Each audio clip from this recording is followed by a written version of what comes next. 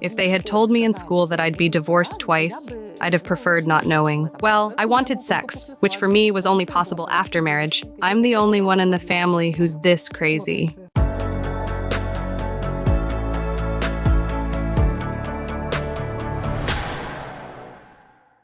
Was getting divorced challenging for you each time?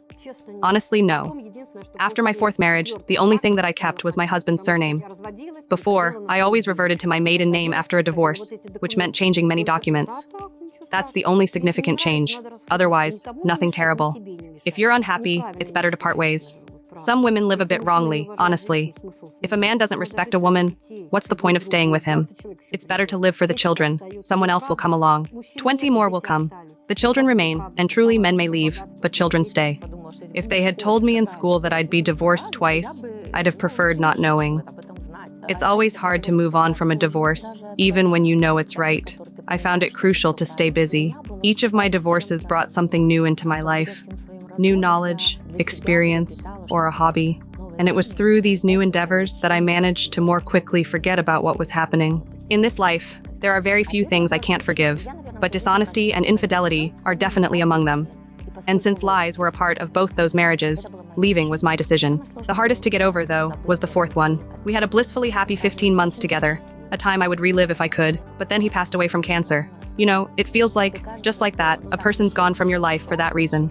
Yes, my first and third divorces were very painful. I struggled for 2 years each time. They were very hard to get over.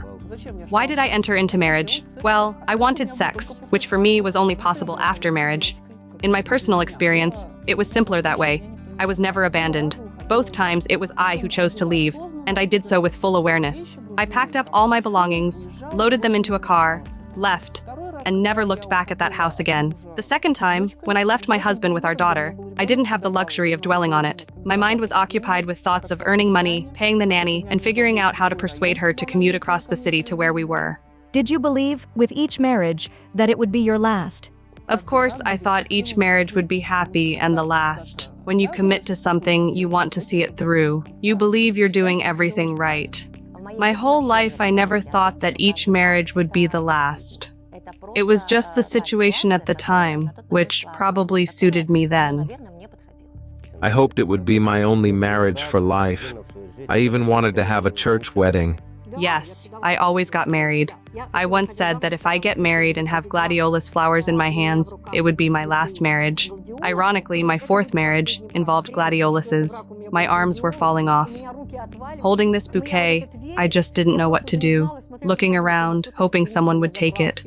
And I thought, what a fool. This is definitely not my last marriage. Did you have a grand wedding ceremony every time? I always got married in wedding dresses, always. My children were always by my side. It was quite funny. My parents were always there at every wedding, celebrating as if it were the first time. And my children always congratulated me. It was always modest. At my first wedding, it was probably not my desire. It was the wish of my parents, my spouse. I was going through a tough time in university then. I had to write term papers. My mother and husband organized our wedding. They chose everything, down to my dress. My mom went with him to pick out 2 dress styles that she thought suited me. I tried them on, and we bought the one that fit best. I had a grand wedding ceremony just once. It was during my second marriage. That whole experience was wonderful. In all 3 of my marriages, I never had a lavish wedding with swans, crinolines, many guests, or dramas. I remember a beautiful golden autumn. I wore a leather skirt, and we just went to the registry office, signed the papers, exchanged rings in the car, and then bought a tape recorder. The third time I married, well, it was my third marriage. No need for crinolines. I sometimes joke with my husband about wanting a white dress and a train, with doves flying around and shitting all over the place. He hasn't agreed yet. How did people around you react to your marriages? My parents always reacted normally. They knew I was extravagant. So when I got married, my friends were happy, saying, "Finally, we can celebrate again." We partied for 3 days. I've always been one who loves to celebrate. Everyone was fine with it. No one ever told me I was doing something wrong. You got married? Good for you. My children never asked extra questions. Mom, why isn't Dad here? I just told them that from that day, their father wouldn't live here anymore. My children were very tactful. They never asked, "Who's this new mister?" When I say, "Tomorrow mister will take you to school," they never questioned, "Who's this mister? Why is he taking us?" If Mom said so, then that's how it is. My mother and I have had numerous conversations about both my marriages and divorces. She lived her entire life alone, never marrying. So she always had a somewhat negative view, especially about the third time. She would question, why? What's the need for this? I always wanted to reconcile with my first wife. My friends, everyone thought the first wife was the best. Answering my mother's questions can be difficult because our relationship is quite complex. We do communicate. I call her every day, she visits us, and we take care of her. But having a typical mother-daughter relationship after I became an adult has been challenging. Frankly, even if she expresses her opinions, they haven't been significant enough for me to remember them. Yes, some were against it, especially my father, about the first wedding. Then everyone got used to me making my own decisions. So, they just accepted what I did. My main concern was probably my children, but since they were raised, or grew up, understanding the facts without sugarcoating, everything was fine. Did your partners ask about your previous marriages? Well, first off, I have this favorite joke of mine, which I told my third husband on the very first day we met. It goes like this. A woman meets a man and tells him, "You remind me of my third husband." He asks, "How many have you had?" She replies, "2." That joke, in a way, set the tone for our relationship, and, as it turned out, it kind of became a reality. In truth, I haven't had that many. I've had 3 marriages, but not so many men with whom I've had such serious relationships. I always tell everyone honestly, they never had an issue with me marrying for the 5th time, thinking it's too much. Everyone knew I had children. I never hid my children. These men were very warm and kind to my kids. In many ways, I wanted it for the children. I have kids from different marriages, from the first and the third. There were no fathers, and these men always stepped in as fathers for my kids. A father is needed. You know, men's reactions to my divorces were almost non-existent.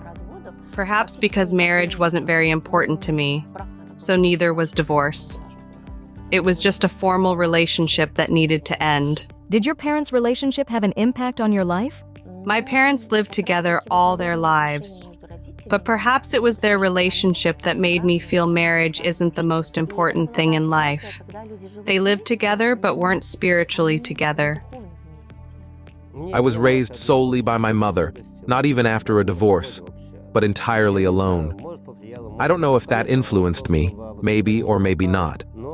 Of course, I lacked a father's guidance, but I always aspired to a complete family and dedicated everything to it. My parents got married in 1966 and stayed together till death. They even passed away in the same month, 2 weeks apart. Grandparents also. I'm the only one in the family who's this crazy. I grew up without a man in the family. My mother had some marriages, but I never had a model of a husband's or father's proper behavior. Maybe that's why I rushed into my first marriage, wanting a man in the house. I had to figure out relationships with men in the family on my own, which was painful, difficult, and conscious. I always thought, how should I act here? Why this way? What if I do this instead?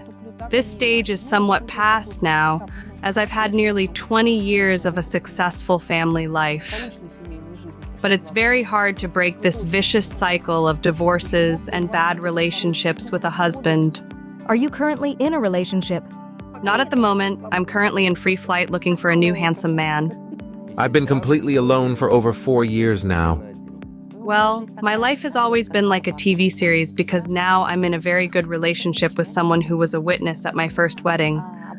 We're not talking about marriage yet. I understand that our relationship is much more interesting than marriage itself.